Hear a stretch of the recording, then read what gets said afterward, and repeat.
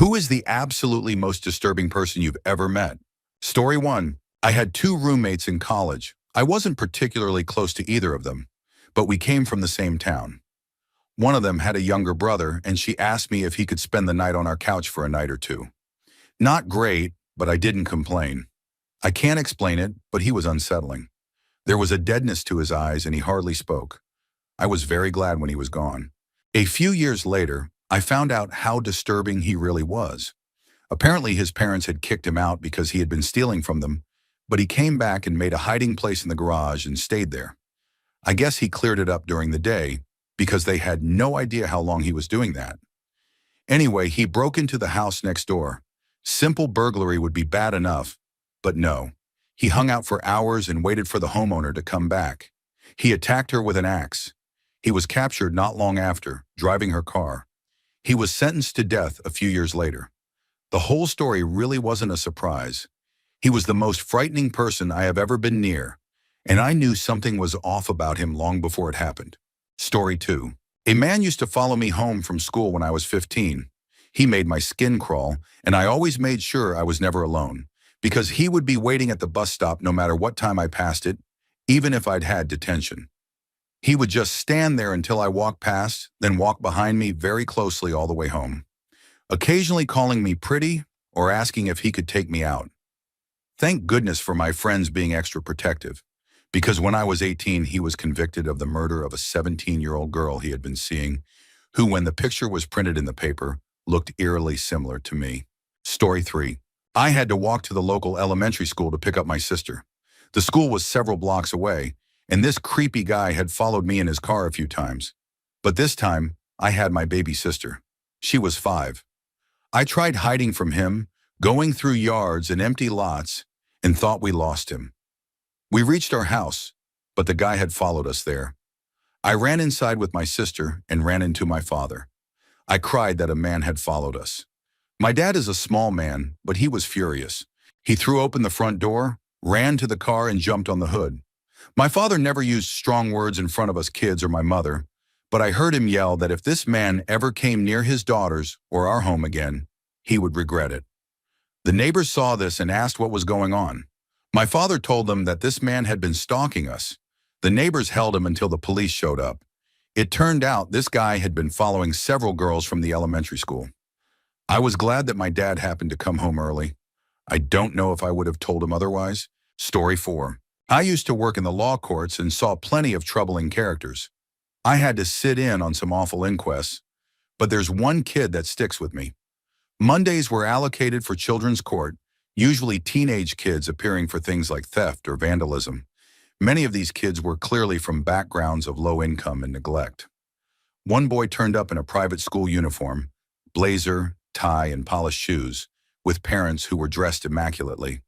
The school on the uniform was a prestigious one, with very high fees. He looked no older than 16, blonde, baby-faced, with glasses. He looked entirely out of place among the scruffy other teens in tracksuits.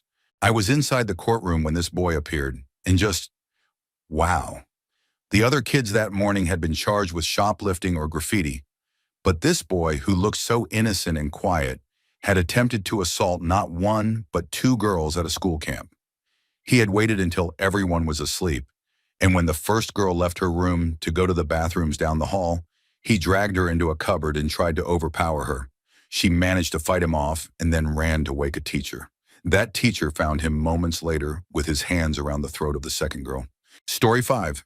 When I worked in a supermarket as a cashier, there was one regular customer who looked and behaved exactly like the picture you'd see in a dictionary next to the word creepy.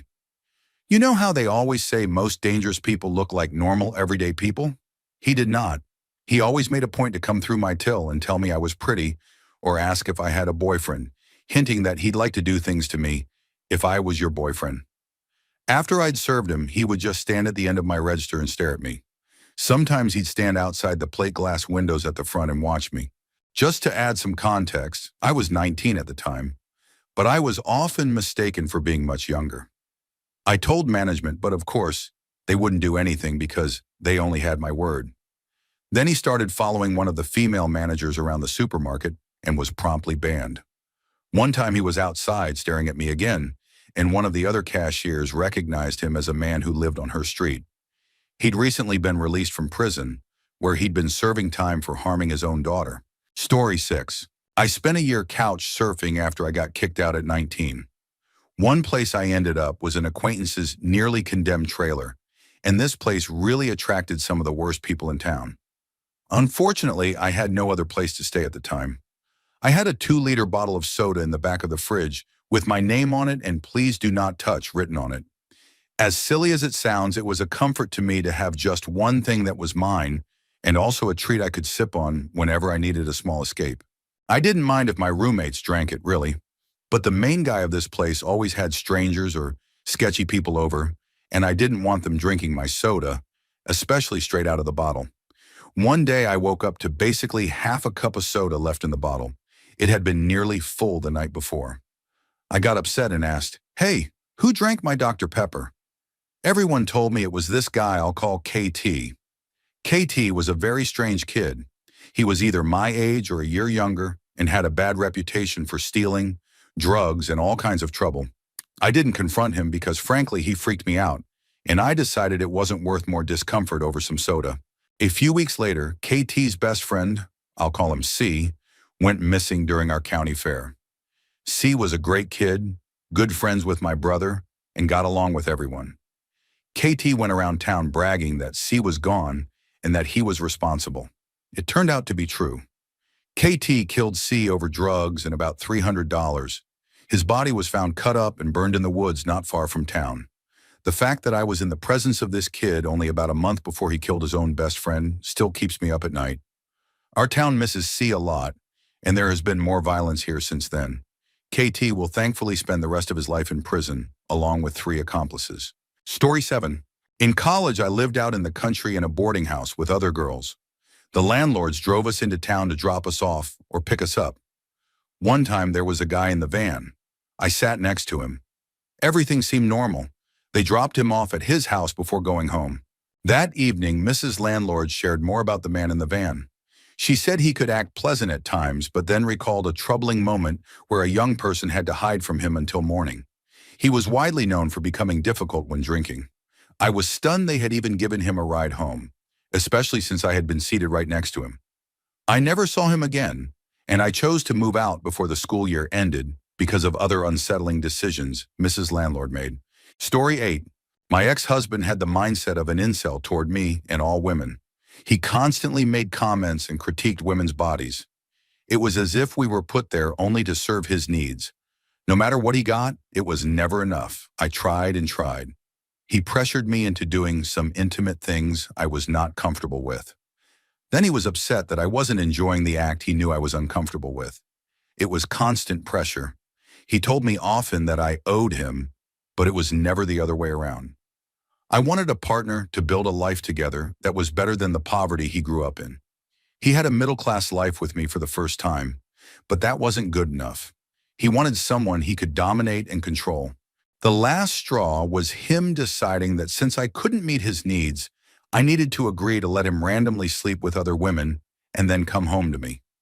I obviously objected to this, and I was disgusted that he called himself a Christian but wanted permission to commit adultery.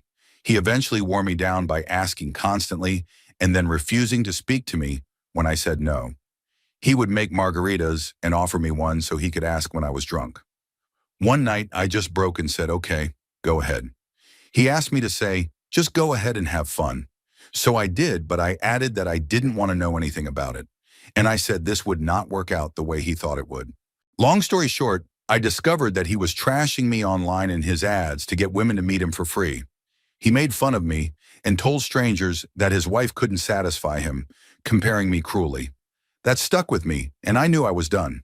When I left, he first tried love bombing and begging. He said he wasn't even successful with his ads, so he hadn't done anything wrong and didn't cheat. Suddenly, I was his everything, and he promised to change.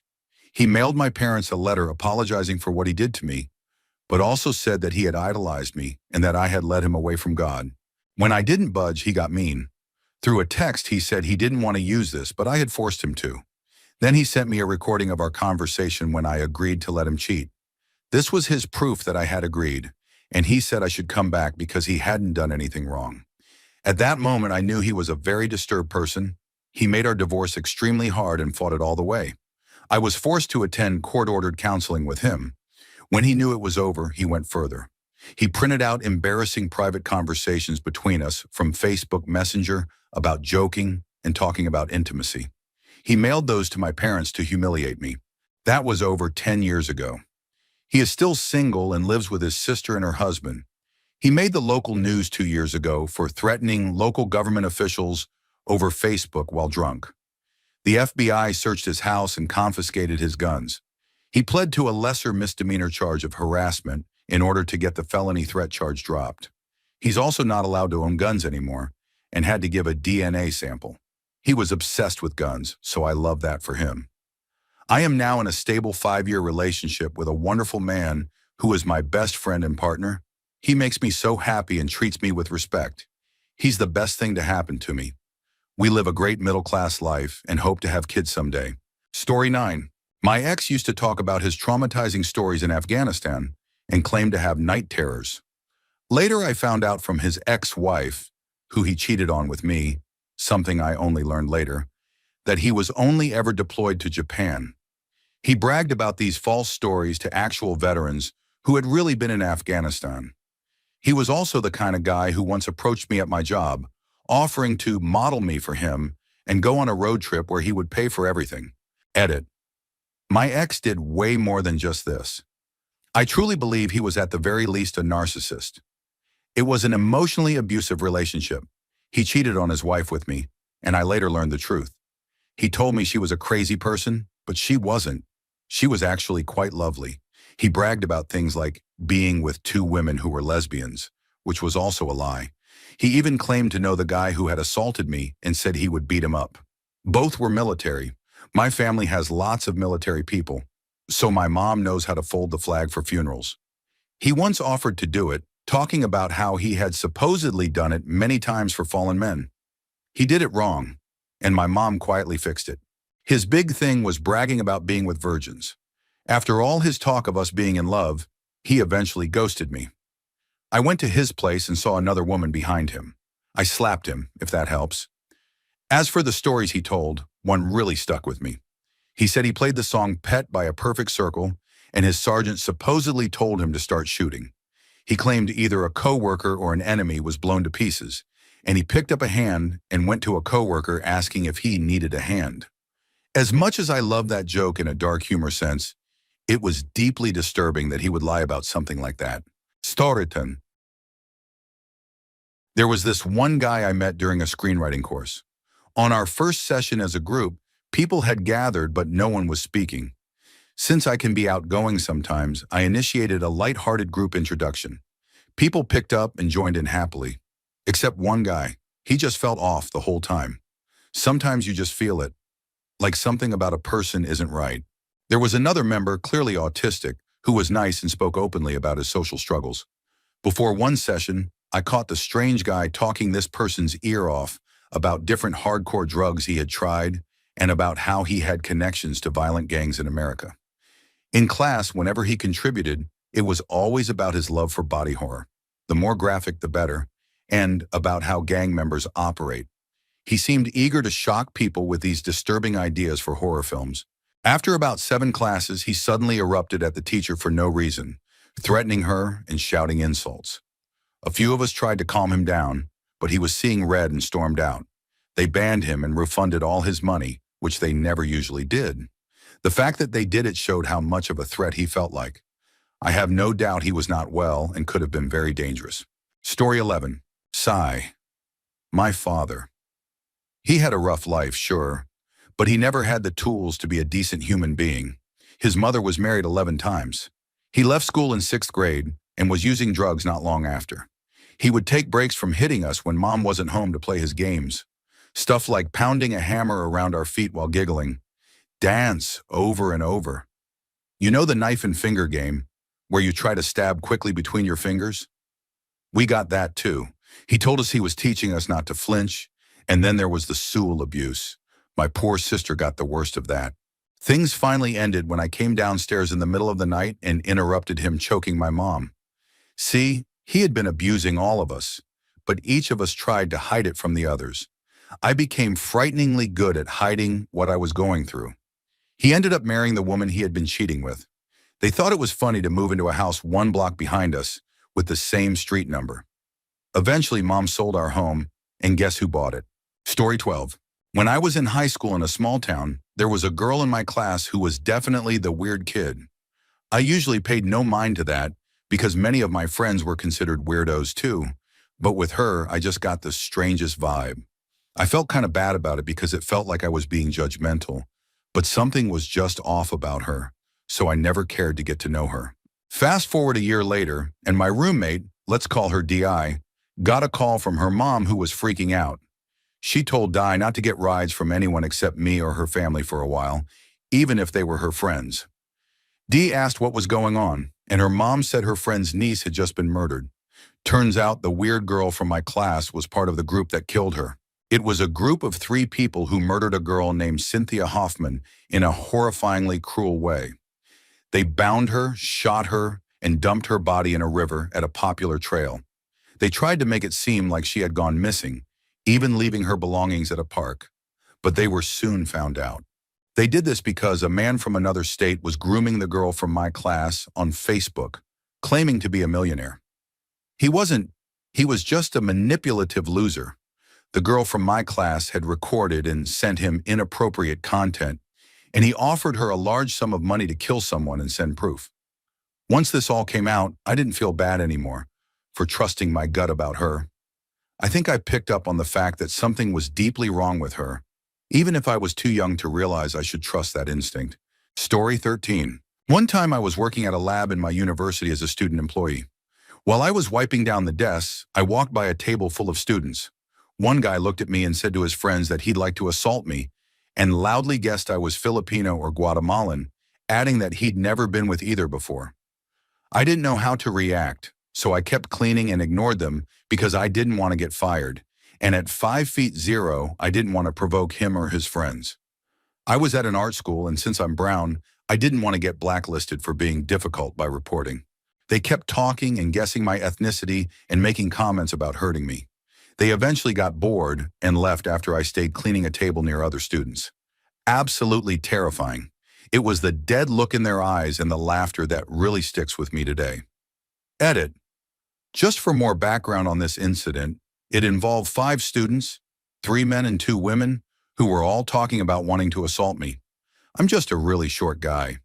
It was absolutely terrifying, and I don't think I really let myself process it as anything but absurd, mainly because they never successfully guessed my ethnicity. But obviously, this was a very, very bad situation, surrounded by very, very bad people. Good news is I'm okay now and graduated.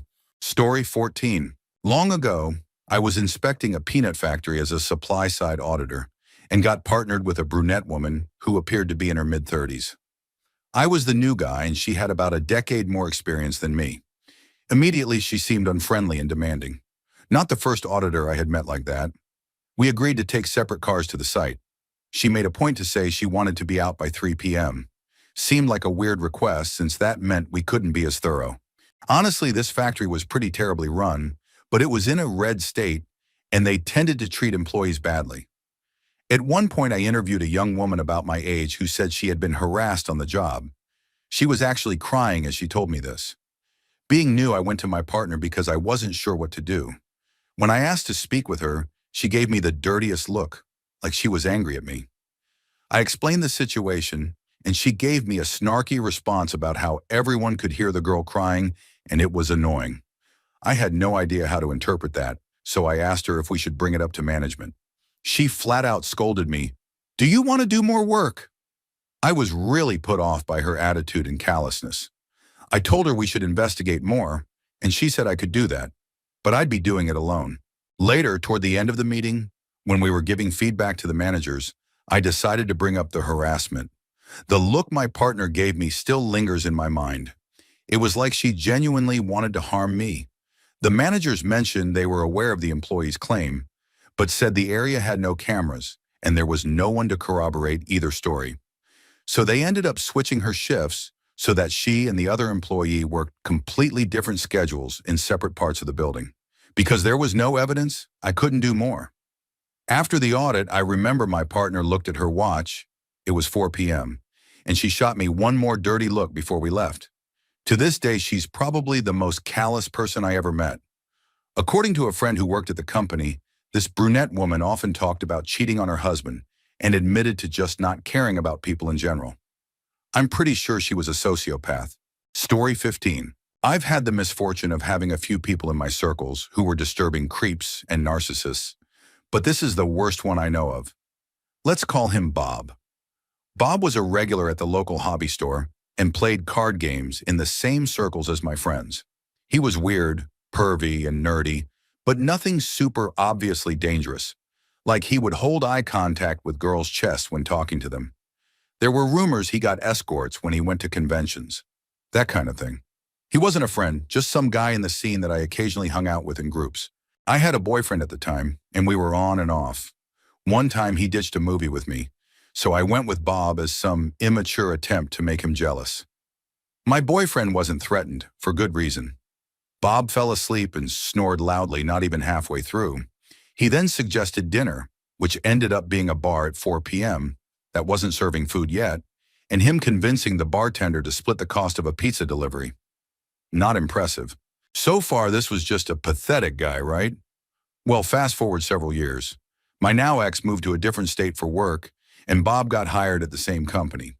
Eventually, my ex moved back, and since we were on friendly terms, we caught up. I asked about Bob. Turns out Bob got addicted to meth and went completely off the deep end. I was given a link to a court case where Bob had been arrested for trying to exchange meth to another creep in order to gain access to that guy's very young daughter, for the worst reasons you can imagine. The signs were there, but holy hell did that man escalate. Makes my skin crawl. Story 16. I have been pretty lucky to not be involved with truly disturbing people, but there were some bad incidents and stories. I saw an elementary school friend kicked in the ribs by his father. His mother was a narcissist. Worst birthday party ever was at her home. Apparently, seeing her son and friends having a good time wasn't okay for her. During and after the divorce, she actively tried to punish her ex-husband. She used their kids as a weapon, saying terrible things about him to them, and making it nearly impossible for them to have a good relationship with their father. My friend lives across the country now. One son lost control of himself mentally, and the daughter jumped off a bridge. Then there was a college housemate who enjoyed messing with other people. One time he bragged about making friends with a diagnosed schizophrenic and then stealing his medicine. I hope it wasn't true, but I wouldn't put it past him. There was also a former family friend who committed fraud and stole money from other friends. One person even lost their house as a result of investing with this person, and not someone I knew directly, but my parents once told me about a former member of their social circle before I was born. That person was a psychiatrist who recorded client sessions, played them for other people, and then mocked the clients. It was the only time I ever heard my father call someone evil. Story 17. When I was in USMC boot camp in the spring of 2000, we had a guy in our platoon named Sheldon. He was a physical fitness stud, did all the push-ups, and the drill instructors loved him. Until the second month of boot camp, when we had to pass a multiple-choice history of the Marine Corps test. The drill instructors went over the test and literally told us the answers. All we had to do was memorize them, and when we took the test the next day, it would be easy. The night before the test, I had fire watch duty, 2 hours guarding the barracks while everyone slept. Everybody was asleep except Sheldon. This kid was awake, mumbling to himself, saying something strange about the Marines and how he wanted to join, but nobody would let him, and that history wasn't important. I told him to go to sleep, that we had a test tomorrow, but that it should be easy since the DIs had given us the answers. My watch ended, I went to bed, and when I woke up, Sheldon was missing from our platoon. I asked the drill instructors, and they told me the only thing I should worry about was passing the test. 2 days before graduation, the DIs finally told us that they had to remove Sheldon from our platoon and eventually kick him out of the USMC because on the night when he wouldn't go to sleep, they found a diary in his locker. It basically said he was going to kill all of us when we got to the rifle range because we thought he was dumb. Story 18. I used to work at a local CVS-type store in the Tower District in Fresno. I worked in a payment center office. My supervisor had her desk in the office due to how much cash we handled. We had a regular customer who came in every month. He was fairly charismatic. He kept trying to get her on a date, but she was polite and said no every month. I saw him often hanging around outside when I'd take a smoke break on the side of the building. Genuinely, he seemed like a nice, happy guy. One day, shortly after coming home from work, I flipped on the TV and clicked through the news stations. Cable always had a slight delay from landing on a channel before clicking to the next. I happened to catch CNN for a brief second where they said, "We're here in Fresno," which surprised me. I flipped back, and there was a whole SWAT team in front of a house in the Tower District. They had a helicopter flying overhead, and several local news stations were reporting. Then they said the resident's name, Marcus Wesson. My jaw dropped when they showed his picture, confirming it was the same man. What came of that whole situation made me sick. He turned out to be a mass murderer and child abuser, convicted of 9 counts of first-degree murder and multiple crimes against his own daughters. My supervisor told us the next day that at one point she had considered meeting him for coffee but was very glad she never did.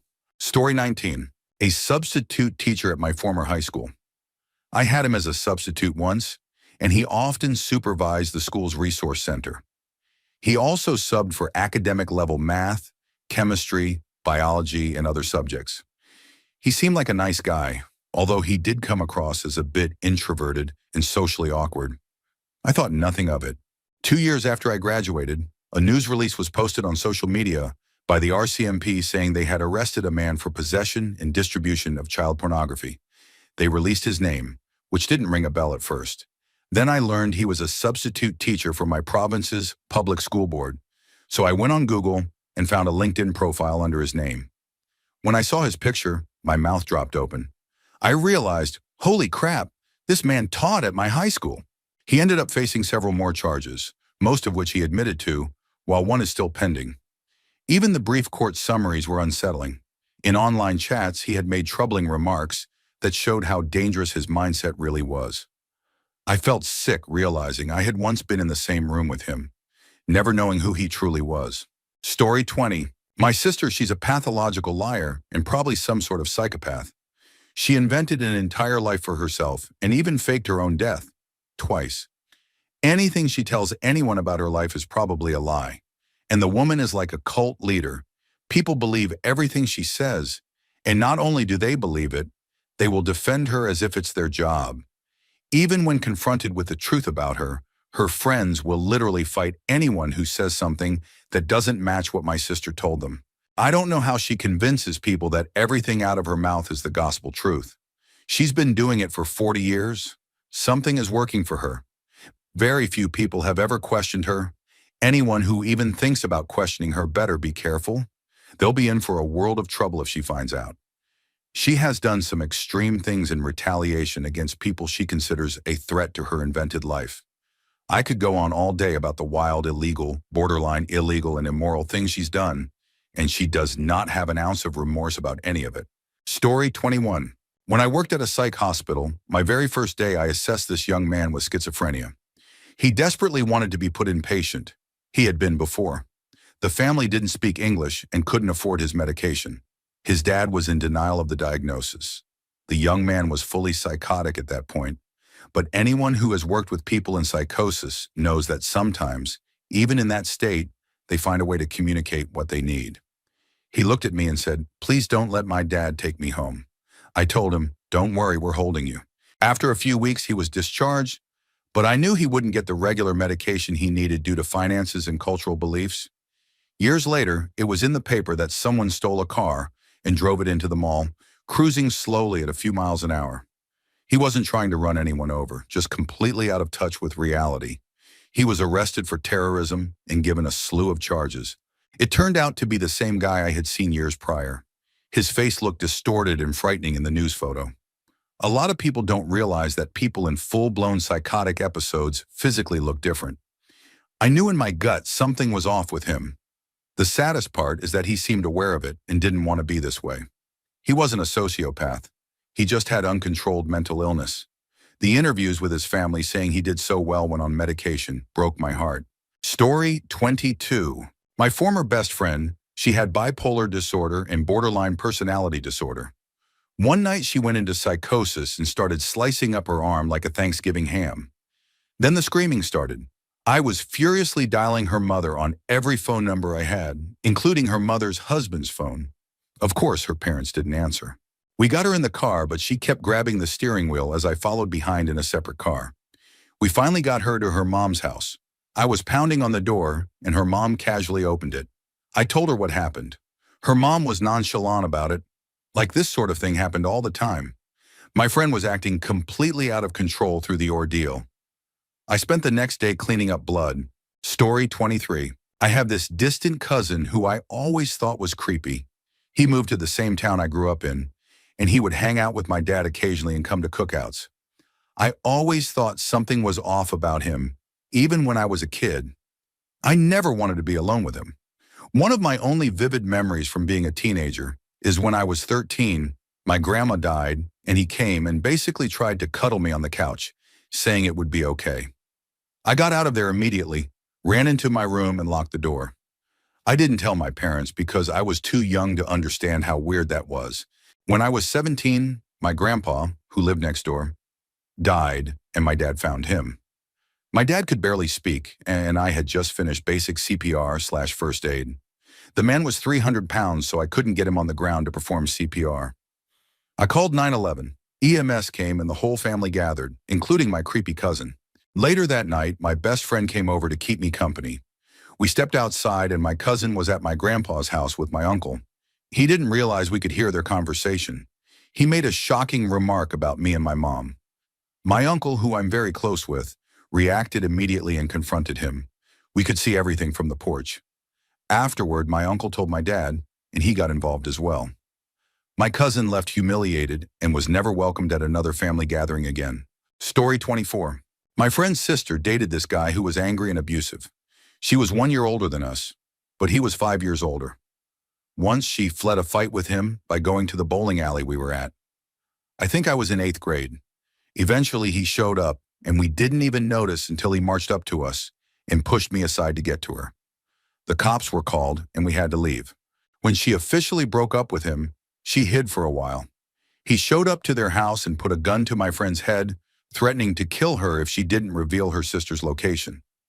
Thankfully, nothing came of it, aside from my friend being traumatized. He had a tendency to hang out behind my high school even though he had already graduated. He always had some younger girlfriend he was picking up. He went to the military at some point but was dishonorably discharged. There were plenty more stories about his violence and the cops being called, but I don't know all the details as I stayed far away from him. When he finally showed up in the news, I was not surprised but still devastated. It felt like there had been so many chances to lock him away or take away his guns. On his last day alive, he tied up his wife and locked her in their home, then drove to her family's church and carried out a mass shooting. I refused to look him up. His face is nightmare fuel. But it was the Sutherland Springs church shooting, where over 20 people were killed. Story 25. My couch surfing host about 8 years ago. It started badly, as we were supposed to stay 2 nights at his place, but he canceled the first night a day or two before our arrival. We had to pay for a hotel. We were poor students, which is why we were using couch surfing and not hotels initially. Everything was weird that night. We arrived at the address he gave us, but we couldn't find his place. All we could see was a massage parlor where you couldn't see inside. It was located in the red light district of Hamburg, Germany. So not sure it was an actual massage place. Probably a different type of establishment, which wouldn't be surprising in that neighborhood. In the end, his place was actually the massage parlor. It was a normal apartment from the inside, at least for the parts we saw. But strange noises came from the basement. He insisted we go downstairs to help him with the bedsheets. I refused. I said I had hurt my knee and couldn't use the stairs, which was true. I had injured it during this trip. Maybe it was just washing machine noises, maybe not. I'll never know. He kept calling my friend names and blaming us for not paying him for the accommodation. He repeated that the last guest from Airbnb had paid him. Obviously, Airbnb equals paid accommodation. Couch surfing equals free accommodation, at least back then. We were the worst guests he ever had. We went grocery shopping because he said, "We can't order food, I'm a chef. I don't eat other people's cuisine." I didn't care. It was cheaper to cook something quick anyway. On the metro, he insisted we change our route to go to his friend's house outside Hamburg. We felt unsafe with him, so we said no. Let's stick to the plan and go back to his place. On the metro ride back, he offered us ice cream from his pocket. He was storing ice cream in his pocket with no packaging. Then once at home, he cooked his Lidl frozen pizza on a waffle machine. Remember, he said he was a chef. He kept blaming us for making a mess because the pizza dripped onto the counter. How was that our fault? My friend and I were eating a tomato salad. He told us his roommate was crazy and might be loud during the night. Indeed, all night long, she was screaming, laughing, and singing in a way that felt like a horror movie. We were supposed to leave his place at 8 a.m. to catch our bus. We left at 5 a.m. quietly so he wouldn't hear us. We finished our sleep on the bus. Many other weird things and conversations happened that night, but I'll keep this short by not writing them. Days later, he left a positive comment on my couch surfing profile. Nice to meet them. Had nice talks. Story 26. This guy I briefly dated years ago. He was delusional. He told me he owned a magazine and had previously worked for GQ. He even had a fake website for his pretend magazine. He told me he was going on a trip and asked me to come. So I said sure and booked time off. I had no idea he was delusional yet. He had his assistant send me the itinerary that looked like a boarding pass. He didn't have an assistant. It was just him pretending. It wasn't a ticket or boarding pass. Then mysteriously, the trip never happened. He also tried to convince me he was 5 feet 9 inches, but he was only an inch taller than me, and I'm 5 feet 4 inches. I didn't care, but it was so strange that he would lie about something so obvious. The final straw was one night when he was at my place. He went out to run an errand. I came home and found him in my bathroom shaving his head, with blood smeared on the door and walls. I found 2 empty wine bottles. I'd only been gone for maybe an hour. I tried to get him to leave, and he wouldn't. He got aggressive, but I managed to get him out of the bathroom and lock myself inside to call the cops. 5 officers came. Since my bathroom was by the front door, I heard shuffling in the hall. I managed to slip out, open the front door, and one cop grabbed me and pulled me into the hall as they stormed in. I don't know what happened inside, but I heard a struggle, and they took him out in cuffs. When I went back in, my couch was tipped over, and the living room was a disaster. They asked me what I wanted to do. I was so shaken I didn't press charges. I just asked that they take him to the hospital.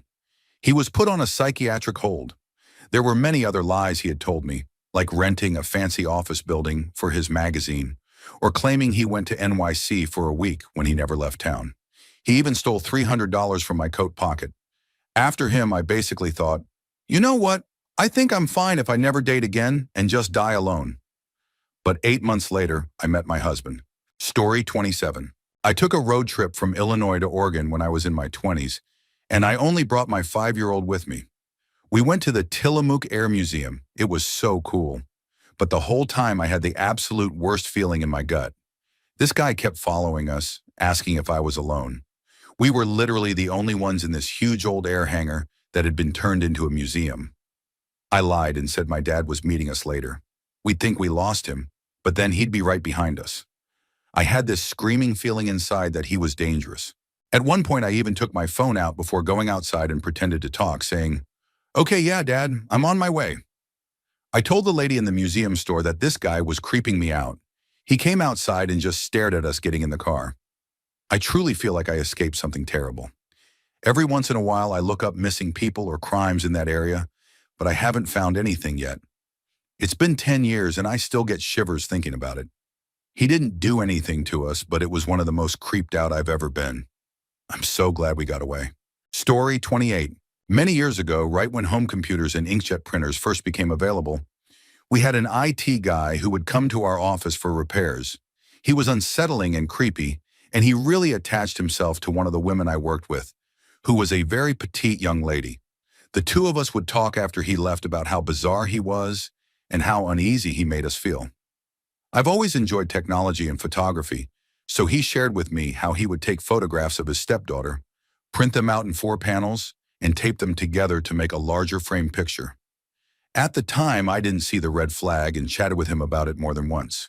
About a year later, he went missing, and the news came out that he had been abusing his stepdaughter and making child exploitation material. We also found out that he was a cross-dresser, so for the longest time, police weren't sure if he would be presenting as a man or woman while on the run. The woman I worked with was especially unsettled, fearing he might come after her. They eventually found his body hanging in a tree about a month and a half later. Probably the best ending possible to that story. Story 29. I worked as an OT in home health. I called and made an appointment for an evaluation. Then later that day, I arrived at a rundown long-term hotel. The man had been hospitalized for cardiac issues, so I was there to help with equipment for energy conservation and similar needs. He had a flat effect and spoke in a monotone mid-level yell. His bed was a bare mattress that looked like it had been slept on for so long it was covered in a thick layer of dark grease. The rest of the housekeeping was just as bad. I sat in a lone plastic chair at the end of the bed, and he sat on the edge of the bed between me and the only exit. I had just started the evaluation when I got an email on my phone that flagged me. Then my phone rang. It was one of the social workers on our team. I told him I had to quickly grab the call, and as I made eye contact with him, she explained that he had been imprisoned multiple times for abuse and violence against children, and also violent offenses against female caregivers. Most recently, he had punched a female staff member in the face 5 or 6 times unprovoked. She was badly injured. Taking that call while he sat there watching me was terrifying. I ended the call and tried to plan an exit strategy. Only a minute later, he started explaining how a friend of his was actively abusing an adolescent boy in a local apartment complex. I decided to stay a while longer, acting friendly and trying to pry details about the boy and the offender. I stayed for a good 40 minutes, blending my questioning into the evaluation. I was careful not to provoke him, and by the time I worked toward leaving, he probably thought we were pals. I set up a next visit, zipped my bag, and left. I pulled into a parking lot a quarter-mile down the road and called the police, giving them all the details I had learned. I obviously never went back. I still can't believe I wasn't warned beforehand how dangerous he was. It makes my skin crawl to this day. Story 30. I was working on a small island in the South Pacific many years ago. I had a customer at the store I worked at who often came to me because I had knowledge about his job, welding. After knowing him for several months, I learned his history. He was from another country and had come there for work. One night, while drunk, he challenged a martial arts teacher to a fight. The teacher beat him up pretty badly. Later that night, my customer broke into the teacher's house and killed him with a machete. He went to jail there, but their system involved letting inmates out to work or do errands daily from 7 a.m. to 7 p.m. I think he served maybe a decade at most before being released.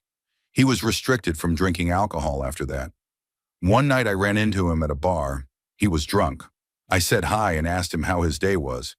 He replied, "It was a tough day." I said something like, "I know how that is." Then he got confrontational and said, "No, man, you don't know. You don't know." Then he stared me down for about a minute before I excused myself and went home. I can't say I slept well that night. Story 31. The couple we bought our first house from were very creepy. They were selling because they were getting divorced, and she was close to being foreclosed on. We met them both at the closing, and oddly enough, he wouldn't let go of her hand. She was also at the house during the walkthrough, which she shouldn't have been, but we didn't know any better, and followed us through the house. Once the house was completely empty, we noticed poems and threats that he had written to her. They were painted over, but you could still clearly read them. There were even messages written on the backs of doors, all things that had been hidden when we first viewed the house. It turned out she was a school bus driver who was having an affair with a high schooler who rode her bus, and he was apparently unstable. 6 months after we closed on the house, I read in the paper that she had passed away, though I never found out the exact circumstances. They had 3 kids, but I don't know what happened to them. We've since sold the house, but during the 8 years we lived there, we kept finding strange and creepy messages in hidden places. Story 32. My ex and I went to Pensacola for a vacation. I stopped at a Circle K for beer, and there was a homeless guy outside. His gaze almost stopped me in my tracks. Beautiful ice blue eyes, but hard. A mixture of hate and regret, maybe envy. I can't quite put my finger on it. At the very least, the guy had seen things. My instinct said he had done things, and there he was in Florida, possibly on the run. It was hot and humid. but I was chilled to the bone by this man. At one job, I worked with a guy who had an obsession with cops, being a cop, guns, and news about police violence. He also had a compulsion to steal. I didn't trust him, so I went with the keep your friends close and your enemies closer approach. I gave him rides home a few times, but he would never let me drop him off in front of his house. One night, while driving him home, I had to stop for gifts for an upcoming birthday party. Out of the blue, he told me his brother was forcing him to steal and went on about how their mother died, left his brother the house, and hinted that his brother would mistreat him if he didn't do as told, which apparently included shoplifting. It was bizarre. At a completely different job, I had the weirdest district manager. He was affable in some ways, but he had this strange laugh that he used for everything. At first it was fine, but over time it just felt eerie. People joked that you could tell him his mother had died, and he'd still use that laugh. There were also cocaine rumors, just rumors, but there was definitely something off about him. And then there was a girl I worked with who had an unusually high S-drive. Nothing wrong with that, but she would tell wild stories. One day she casually shared a story about being assaulted, but brushed it off like it wasn't really assault, even though she admitted she hadn't consented. She said she wouldn't even message the guy about it. That disturbed me. It felt like I was seeing trauma buried under a confident front, and I realized she probably had a long history of terrible experiences. Story 33. I knew a guy. I won't say who he was to me for privacy reasons. He's dead now, which was honestly a relief when I heard. He was a complete pathological liar, incredibly charming. All of his friends loved having him around. I say friends because they didn't really know him. Nobody did. I knew him for 10 years and eventually found out that nearly everything he told me about his life was a lie. He even claimed, boastfully, that the first time he had ORS was when he was 7. He said it to one-up his friends who had stories from their early teens. He bragged that it was with his sister, saying she did stuff with him while babysitting. Later, I found out none of it was true. She never babysat him. There was proof she had been living with relatives in another state at the time. People like that make you question your sanity. You know they're lying, but they're lying to everyone else too, and telling different lies to each person. That's how they eventually get caught by some people. But there are always others who stay fooled, believing everything they say. With people like that, you have to completely walk away because their lies spread like tar and drag everyone around them down. Story 34. Sadly, my oldest niece. She just turned 16, but she has been doing disturbing things for years.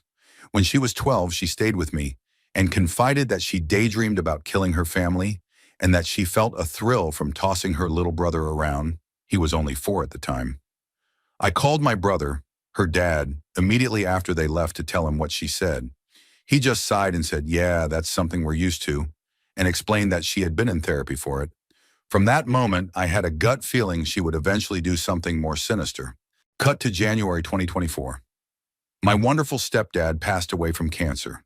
We were devastated. According to my niece, however, no one was more devastated than her, not even my mom. My brother had arranged hotel rooms for his wife, kids, and me so we could be together during that difficult time.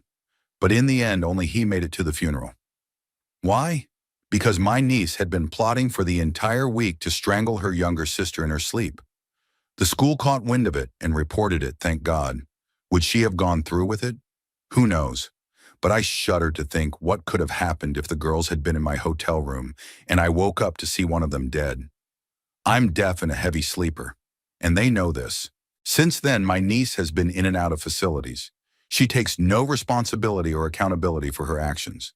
Even more chilling, she still calls her younger sister her best friend and can't understand why her sister is terrified of her. Both siblings are rightfully scared to be around her. At home, everyone has to sleep with their doors locked. Attention must always be on her, or she will find a way to make it about her. When her sister was set to go to camp this past summer, my niece purposely burned her own neck with a curling iron to redirect focus. She's tried to set the house on fire twice. She was kicked out of one facility for threatening to kill her roommate.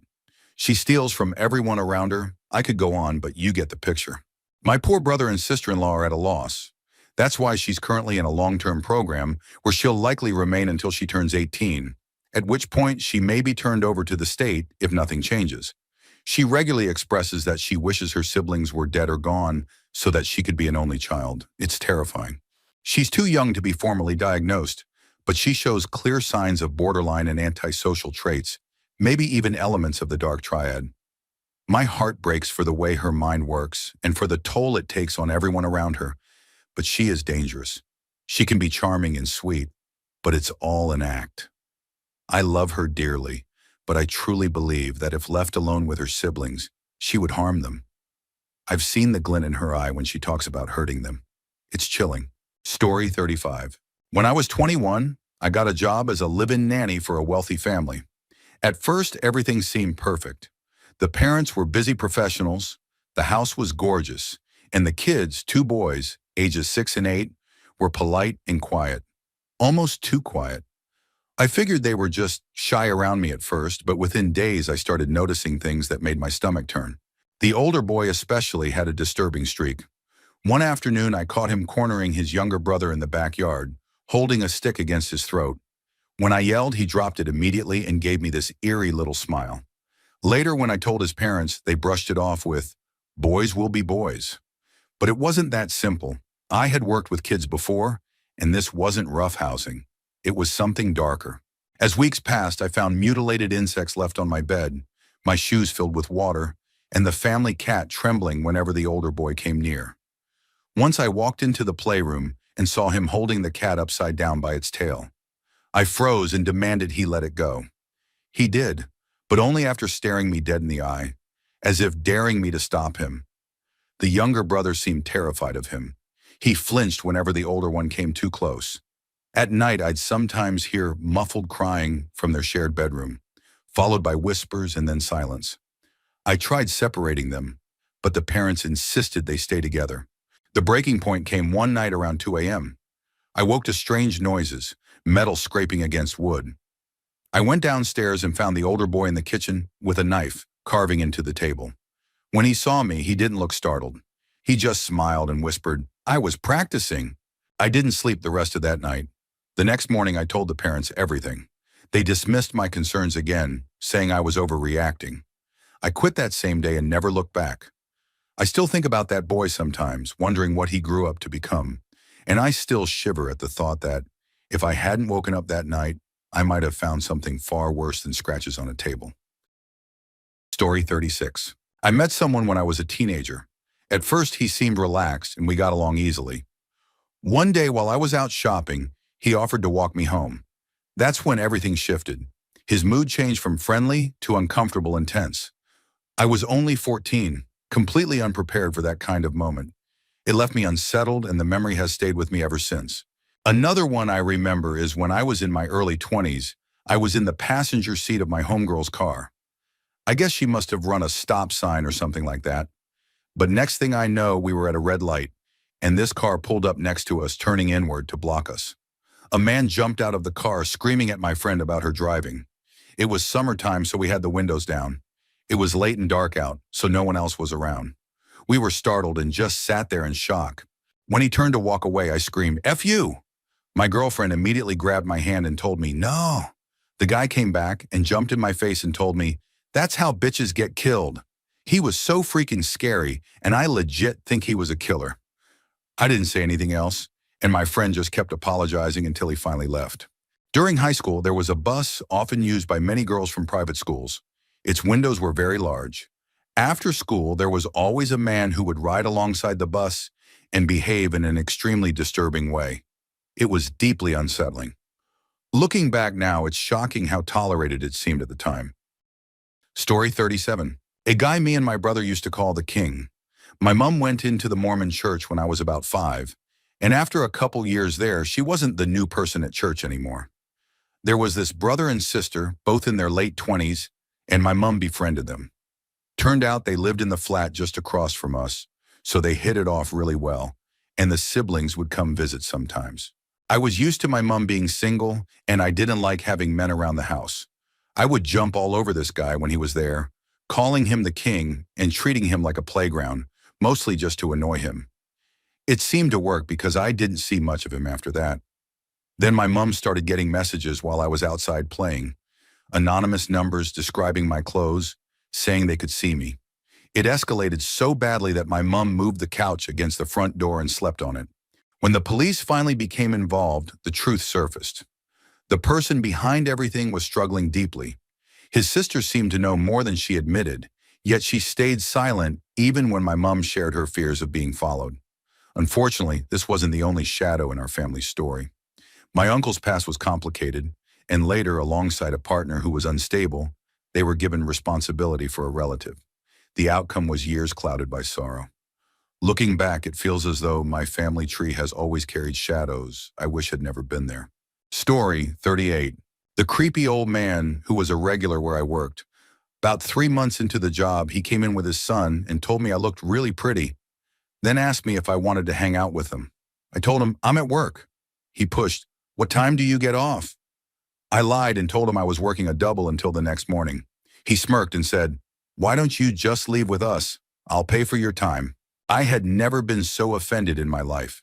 Degraded, like I could just be bought. Obviously, I told him no. He kept coming in, and I could always feel him staring at me while he was in line or wandering the store. Then one day, exactly 2 years after I started working there, he came in. At the end of ringing up his stuff, he said, you've been here 2 years today, right? Congratulations. Then he winked and left. Who remembers something like that about a stranger? It still makes my skin crawl. And then there was the girl in town who was heavily on drugs. She claimed she was a firefighter, but she'd dance in the middle of the street and almost get hit by cars. She carried a hatchet everywhere and would go around hitting dumpsters and trees, shouting that she was putting out fires. Working as a cashier, I met more than my fair share of disturbing people. Story 39. James Heydrich, a career criminal that was exposed as a telekinesis fraud on national TV by James Randi in the early 80s. He was deemed a violent sexual predator and is currently in a mental hospital after serving only 17 years for molesting 5 boys in California. He was diagnosed with pedophilia and paraphilia, and the man almost got released in 2013, but a hung jury kept him locked up. He's an extremely dark, manipulative person. He's from the area I was raised in, and the one encounter I had with him, through a distant relative, left me deeply unsettled. A lot of people around here have creepy stories about him, from his childhood antics to his crimes as an adult. When he was being transferred out of South Carolina by law enforcement to California, part of it was via a van haul. He mentally messed with the officers so badly during the trip that it made the local newspaper. He's evil personified and terrifyingly good at manipulating people's minds. Story 40. For 5 years, I was close friends with someone who turned out to be showing clear signs of psychopathy. At first, he seemed fun, charming, hilarious, always with a story to tell. But soon I noticed the cracks. Every conversation turned sexual. He bragged constantly, shared disturbing details about his hookups, and even shoved videos and recordings in my face.